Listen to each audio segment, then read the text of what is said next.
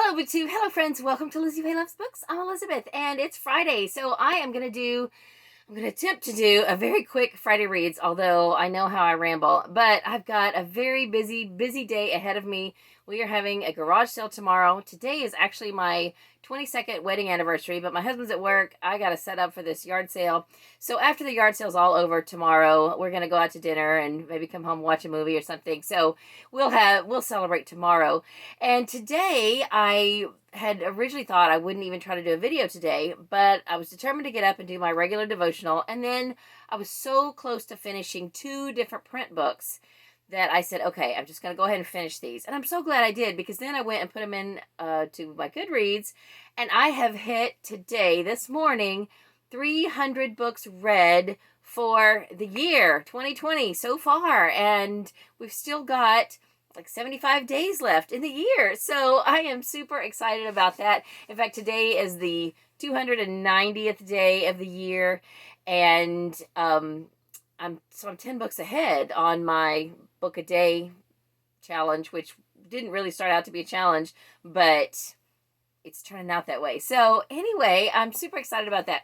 And how I even know right now that it's 75 days left of the year is because on Monday was 80 days left in the year. And I started with my daughter Katie, and then we got Dad and Emily involved too. And so we're doing it as a family. It's the 80-day 6 Fix Challenge, where there's 6 different things you do every day for the last 80 days of the year. And I will try to put the information below. There's a community on Instagram, and the girl who started it on Instagram. But if you just do a hashtag 80 day and then spell out 6 Fix, then you should be able to find them. I did post about it on Instagram. So we're doing that. I haven't been super successful with all of the things this week, but I think a lot of that is because I just can't put all my focus on it because we have a yard sale tomorrow. Now, just to give you a quick history of that, I don't think I've had a yard sale in like 5 years, and I've been wanting to do one, but I had thought we would do one sooner. After, I think 2017 was when we brought all the other stuff from my mom's house and sold the house in late 2017. And so I said, I got to finish going through that stuff, get through my own stuff, and we'll just have one big yard sale. Then we decided we were going to add on a garage. And I thought, okay, well, let me wait till we get a garage, and then I can set it all up in the garage, and then, it'd be easier, which it's turned out to be, that is very true, because I've already started. If we just had to get up and take it all outside the house in the yard in the morning, it just couldn't be done. And so then the last 2 years, Emily has just had a lot of medical issues. She's been in and out of the hospital, surgeries, brain surgeries, and all of that. And it's, I keep continuing to set stuff aside for the sale. But, then COVID happened. We were going to do it April 4th. COVID happened. We couldn't do that. So anyway, here we are. And there's so much stuff. I went out and measured the space where I had been putting stuff. It's about a 16 square foot area in one corner of the garage, and the boxes were stacked about eye level. And that's not even everything, because we did have some furniture, but we've ended up selling most of that a piece at a time on Facebook Marketplace. But then on the other side of the garage, along one wall, is where I had all the books stacked that were for sale. So there's a lot more than just that. But we borrowed 5 8-foot tables from church, and we have several card tables, and even that's not really going to be enough tables. But I've already done a rough sort. I should have taken a picture before I started my rough sort, just so you could see the magnitude of all of this. I shouldn't be rambling about it now, because Katie even said this morning, you shouldn't do a video. You need to get out there and get busy. And so I said, no, I'm just going to do this real quick, because I wanted to tell you guys that I hit 300 books for the year. So I didn't intend for this to kind of be a life update, but anyway, I'm probably going to run out of space before I tell you about all the books that I have finished so far this month, because I have finished, I think, 16 or 18, no, how many books? 16 books this week, and I think 22 books so far for the month. So for a mid-month wrap-up, it's been 22, and 3 of those books have been print books. All the rest are audio. 10 of them were on Audible Escape, because we're doing the Audible Escape to the End readathon. This is the last month for Audible Escape. So I have finished my first 10. You can only check out 10 at a time. So I just went ahead and lined up the first 10 that I was going to do, and I said, okay, I'm going to get through all 10 of these before I check out the next 10.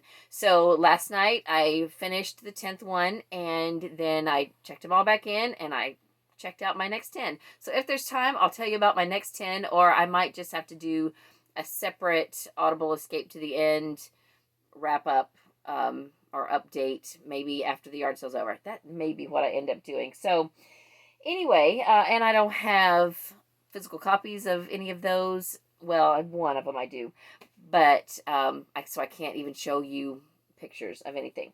But just to kind of sum up this week, the 2 books, let me just go through the print books so far. The 2 books I finished this morning, one was the first out of my most recent TBR jar draw, The Language of Love by Gary Smalley and John Trent. I think I may have read this before, but it was definitely worth reading again. It's all about using word pictures to communicate, and it was very, very good. I'm glad that I read it or reread it or whatever. And then I also finished one of the Sunshine State books. This is called Scouts by Shannon, Greenland. It is a Jimmy Patterson book. So James Patterson did the foreword. This was a good story. It's very exciting and adventurous. It's an adventure story about friends who see a meteor shower, and one of the meteorites falls and lands very close to them. So they decide they're going to hike out and try to find it. And it becomes a pretty dangerous excursion, and they have to lie to their parents to do it. And so I kind of have some mixed feelings about it, because I don't think it's good to condone lying to your parents and sneaking off. And it was very dangerous. So, I don't know. I have some mixed feelings about it. Plus, there was a little bit of, there wasn't any actual cussing in the book, but there was references to, him cussing him, or, what he said or whatever, and flipping each other off and stuff like that, because they would get mad at each other and stuff. So I hate to see that perpetuated in books, but I'm certain that it's realistic. So, it is what it is. But just the whole sneaking off, lying to your parents thing, and then sort of making it all come out okay, I think might send the wrong message. And this is one of the Sunshine State books. So, like I said, it was a fun adventure, but I just hope that it wouldn't encourage kids to actually try that. There should be a disclaimer in the book, don't try this on your own, just read this. This is just fiction. But the author does even say that some of the adventures in the book are based on some of her own adventures as a child. So, I guess she thinks, well, I came out okay. So, it's supposed to be set in, I think, 1985. Yeah. So anyway, it was cute. It was fun. And then the other print book I've already done a review of, Boop and Eve's Road Trip by Mary Helen Sheriff. So I'll leave a link up here where you can check that out if you haven't already. So this was fun. It was an emotional roller coaster for me, but I definitely recommend that you read it. Okay, so then for book club, I listened to, I wish this had a dust jacket. It's not really a good visual, but this is The Name of the Rose by Umberto Eco. And actually, I do have a visual. Hold on. I forgot, I have this visual, the movie starring Sean Connery and Christian Slater. This, I believe, was released in 1986, the book in 1985. And I've only watched about an hour of this so far, and this really helped me get a visual of what was happening in the movie. Because or what was happening in the book, I'm sorry. The book was very wordy and long, and it's translated, so some things may have gotten lost in translation. I don't know. But I did follow it, basically, but I didn't really get a lot of the details. So this is helping, but I want my husband to see this. I think this is a movie that he will enjoy, so this is probably what we'll watch after we go out to dinner for our anniversary. I was telling somebody at book club yesterday, and they're like, oh, I don't know if that's a good anniversary movie. I'm like, I know, but it's fine. We haven't sat down and watched a movie together in quite a while, so it'll be fun just to have that time to spend together. So, anyway, after that, other than my, I have a couple middle grade books. I have already mentioned The Grim Grotto by Lemony Snicket. This is book 11 in the series of unfortunate events. I only have 2 left. I think last week I said book 10, and that was wrong. Then I mentioned last week that I had started The Wishing Spell by Chris Colfer. This is book 1 in the Land of Stories. This was really good. I was able to get this on audio on RB Digital before RB Digital went away. And so now everything supposedly is transferred over to Overdrive because I believe there was a merge with RB Digital and Overdrive. So I went ahead and got this done, as well as the last 3 of the Ugly series, Pretties, Specials, and Extras. I listened to all of those on RB Digital, and I mentioned those last week. But the Land of Stories book, it was really good. It was kind of a fairy tale mashup, and I just thought it was very well done. The audiobook was done by Chris Colfer, the author, who's also an actor, so he did a fantastic job, and I really enjoyed it. Another middle grade book that I went ahead and listened to on audio in my car is The Syndrome by Ridley Pearson. This is book 7.5 in the Kingdom Keeper series. This is a segue book into the Return series, which is a spin-off series. This was much shorter than most of the Kingdom Keepers books, at least the later ones, and I enjoyed it so much more. Not because it's short, but I just enjoyed it more. This is from the perspective of the Fairleys, which are 3 girls with each having a kind of a magical power, and they help the Kingdom Keepers throughout the Kingdom Keepers books. And in this situation, the Kingdom Keepers are, what's a word? They are not able to, they are incapacitated. So the Fairleys are trying to help them, find them, and all of that. And so a lot of the side characters from the other books come into play, and I really enjoyed it. The only thing I didn't like about it, and this is funny, I hate to be critical of a narrator, but it seems like now this month, this particular narrator is cropping up in half of the things that I'm listening to. Her name is Kate Rudd. She has a beautiful, strong voice, but she enunciates like a kind of in a robotic tone. It's very monotone.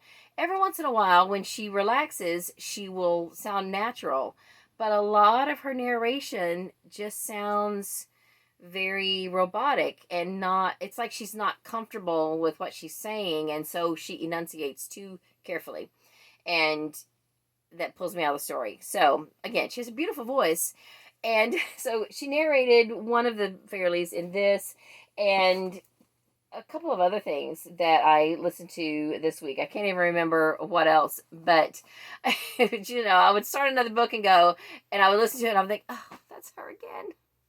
But anyway, it's fine. I mean, it's not horrible, and I hate to be critical of anyone because I'm sure she's a hardworking person and very talented. She has a beautiful voice. It's just that I would like for her to get more comfortable because she's got the voice for it. So anyway, that's my thoughts on her as a narrator. What else? So most everything else, I believe, are books that I listened to on Audible Escape. Oh, I did have one. So I kind of ran the gamut of audiobook sources. I listened to 10 books on Audible Escape, but I also listened to one in my car, which was The Syndrome. I listened to one on, at least one on Hoopla. Yeah, I've got it here. And then one on Scribd. And that was last night. I listened to an Eleanor Roosevelt, just a short little 3-hour audio, and I sped it up. An audio book about it was a middle grade level audiobook about Eleanor Roosevelt, and it's a Newbery Honor book from the 90s, and that finished up a Newbery challenge for me on the Newbery Goodreads group.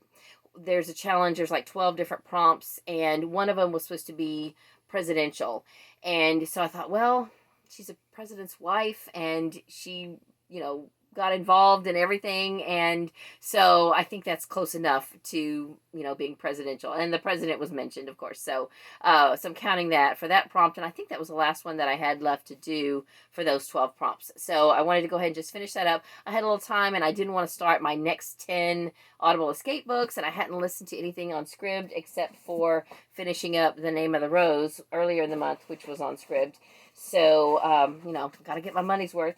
So on Hoopla, I did not check out a whole lot of books at the end of the month that needed to be finished up because I wanted to, I wanted to focus on Audible Escape. So I did listen to The Grim Grotto at the beginning of the month.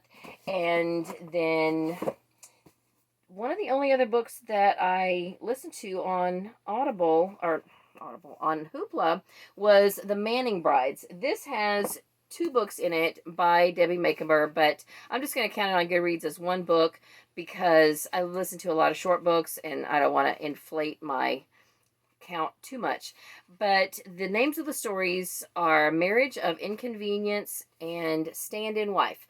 These are the first 2 books in the series called Those Manning Men. Now, what I didn't realize until I got almost done with these 4 stories is that there's another 2-book series called The Manning Sisters that are really all connected. So it ought to just all be listed as one series, because now I've listened to these 4 and I haven't listened to the Manning Sisters, and their stories were referred to a lot in these books. So it's kind of a spoiler. I already kind of know what happens in those stories, but I have those 2 checked out on Audible Escape now. One of them is The Sheriff Takes a Wife and The Cowboy and His Lady.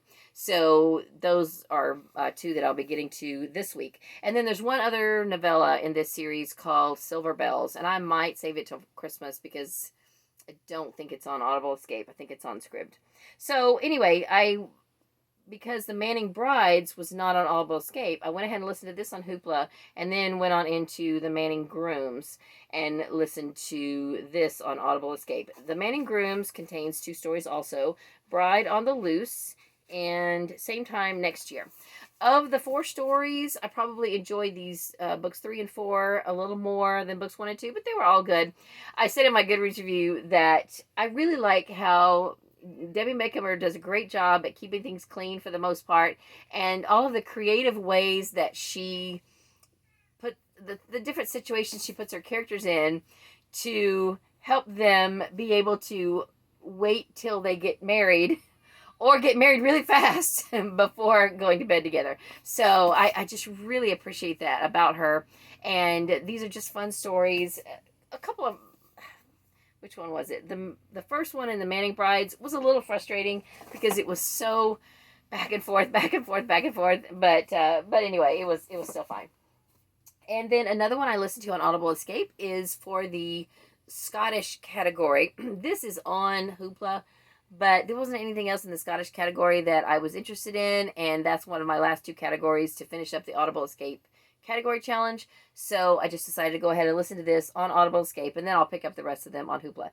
This is To Scotland with Love. It's a kilts and quilts novel. The thing I liked about this is there is a lot of references to quilting in this. There are some books with like like the Tyler series, for instance, that Mandy Garrett and I have been buddy reading. That whole cover is a quilt, but there's not much about quilting in the actual stories. This has quite a bit about quilting, and I believe that near the end there was talk of setting up a quilt retreat. So maybe that's going to be kind of the setting going forward. But the main story of this is really a celebrity romance. So that added a fun element to it. And it takes place in Scotland. It's by Patience Griffin. And the only thing I didn't care for is that it was a little coarse. I looked up several words like brass and tacky and vulgar and all those kind of things, and none of those had the exact definition, but the word coarse really is a good definition for how I would describe this book. Some of the words, and there is a couple of steamy parts, and okay, this is going to sound really sexist, but I almost want to say it sounds like it, just in listening to it, it's almost like it was written by a man, but then they put a woman's name on it. I don't think that's the case, but I'm sorry. But, men and women come at things from a little different perspective, of course. And that's just kind of how I felt about this. And you think about the whole quilting reader demographic as being like, little old ladies. Well, my sister's a quilter. She's not a little old lady, but she's older than me, but, I don't consider her old. But it's just I'm sure it's a perception that and probably a misconception that I have, that, all quilters are going to want to read something that's completely wholesome. That's probably not true at all. There's probably plenty of people who quilt who would like, to bump up the steam factor in their books, and keep it steamy. So I'm just not sure how much of an overlap there is between people who really like steamy books and people who like books about quilting. And so, this book may only appeal to a fraction. Not to say that it's over the top graphic. It's really not. It's really not at all. But there's a lot of sexual tension, and there is a couple of steamy bits. So, you know, it is what it is. And I enjoyed the book overall, but there were just some of the words they used and the things that were said and done were just coarse. That's really the best definition, in my opinion. So anyway, let me know if you've ever read this. Oh, and by the way, this is not a cozy mystery. This is a romance. It looks like a cozy mystery, doesn't it? It really did. I kind of thought it was going to be going into it, but it was on Audible Escape, which there are some mystery thrillers on Audible Escape that, as long as there's a romantic element, but this is definitely just a romance with a Scottish/quilting theme and a celebrity theme. So everything else was on Audible Escape. I don't have a way to really show you with any great clarity of what I read, but I did finish a series. I read 4 books 2 through 5 in the Hunt family series. Those were faith-based, but very light, and I just love them. They're by Brooke St. James, and so now the next one I am picking up on Audible Escape, I've actually already listened to a few minutes of it, is a Ruth and Boaz retelling called Another Shot, and it's by her. It's a modern-day retelling of the Ruth and Boaz story from the Bible, and I just love the Hunt family series. There's some celebrity romance. It's delightful, and it's light and fun. It's contemporary, and it's completely clean, and I love that so much. So if you like clean books, look up Brooke St. James. Now, Audible Escape is going away, but I think that her books will still be on Audible, and I think they're on Kindle, maybe even Kindle Unlimited. So definitely look her up if you like clean romance. And very lightly faith-based. They just mention their faith a little bit, but they're not evangelical. They're not preachy, as some people would say, which preachy doesn't bother me, but I know some people are like, I don't want that. So just very, very good. And then I also listened to a series of, 4 books, all of the orphan train type stories that there were on Audible Escape by Teresa Ives Lilly. A few of hers are not on Audible Escape. So I listened to everything about orphan train brides, orphan train romances that I could get, and there were 4 of those. So those were enjoyable. By the 4th one, I started to notice a couple of parallels between stories. So just today, Chloe from Always Booked was talking about marathoning series and how sometimes if you read or listen to too many of one thing at once, it can start to diminish the enjoyment, and I started to get that just by the 4th one, but still those were also very good, very clean. They're Christian books set back in the, I guess, 1800s on actual orphan trains where they would take orphans on a train from New York out to Kansas and help them get adopted. So I enjoyed all of those. And then the other one, the other 2, because there was 4 of those, and then the other 2 I've already shown you. It was To Scotland with Love and the other Debbie Makeover book. So going forward for this week, I have 1 Brooke St. James book checked out, and my old phone so I can tell you. Well, I don't see it. I'm probably not going to be able to remember them all. A few Debbie Makeovers, the 2 that are the other 2 Manning books, and then one other one. I printed out a list of all of Debbie Makeover's books, and she's an author I really want to binge and get a lot of her backlists done. So I just made a list, and I made a list of all, if it was on Audible Escape, I put a little note by, and then I looked compared to Hoopla, and everything that was on Hoopla, I put a note by that, and then everything that was on Scribd, I put by that. So that narrowed down the stuff that I really have to listen to on Audible Escape that I can't get somewhere else. And so there was only one of her classic books that are on Audible Escape that was not on Scribd, and I already can't remember the name of it, but so I think I checked that one out. And I'm going to start some Rayanne Thane books. Oh, there's one book by Karen Barnett called Mistaken. I'm going to listen to that. And then I checked out two Rayanne Thane books from the Hope Haven series. I don't know. I'm almost out of time. It's giving me a warning that I'm about out of time. So that's all for now. I didn't go through what I'm currently reading, but I'll show it to you right now. There's just 3 books on my currently reading list right now. And that's all I have for this video. I got to go get set up for my yard sale. I hope you're having a great day. Read a good book, and God bless you.